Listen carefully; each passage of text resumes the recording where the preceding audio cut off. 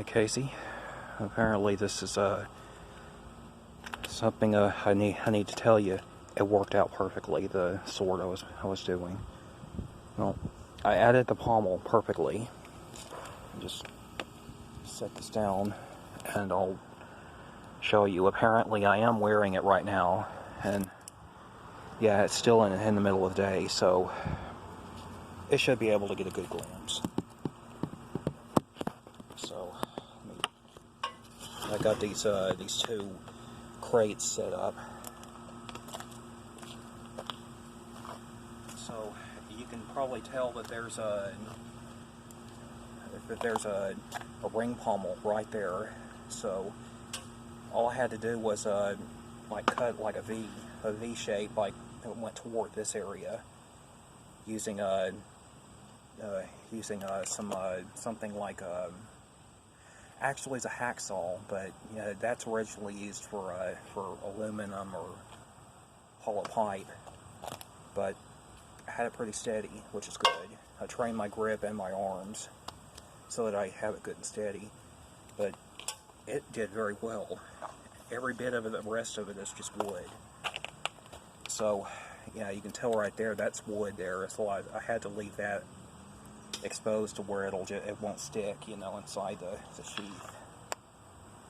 So apparently I'm going to have to give this like a silver look, or I'm just going to have to put like an S guard on it, where it'll curve backwards right here and curve forwards here, kind of protecting the fingers somewhat, because that was more medieval issue. But if it had a ring pommel, it was more Asian.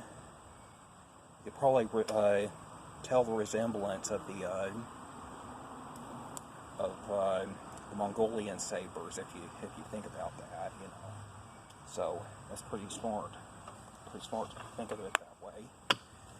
I hope this was interesting, because it's historically accurate, is what I'm thinking. And you can tell right there, I slipped it through there like that, and then when it finally came back, I had slipped it upwards like that, like an X shape. That is apparently how they keep it in one spot. You know, apparently they would wear it in an X form on their backs like that, with the blade sticking out like that. Sometimes without the sheaths. I mean, and the X sheaths would be like rawhide, and they wouldn't be sharp enough to cut the rawhide.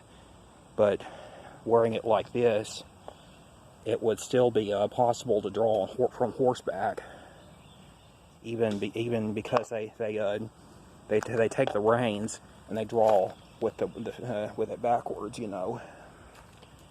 And then they take the control of the reins again and hold it like this.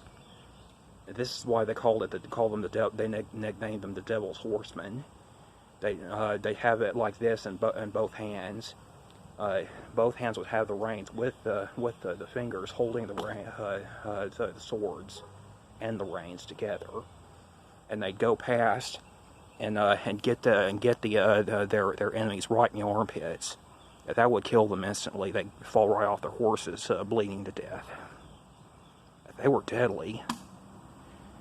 Apparently they had some kind of a special type of armored mask that went under their helmets. Man, that looked creepy, man. You probably saw on that same video where I was doing the Mongolian throat singing, but it doesn't mean they were satanic. It just meant they were scary looking. Yeah, they nicknamed them, the ones that nicknamed them the Devil's Horsemen were from the medieval area, so Europe. And that's why they called them that, because they were so ferocious looking. They considered them demonic, or, you know, but that's not what they were about. I hope this was really fun knowing the history. I might explain a little later. Thank you for watching, Casey.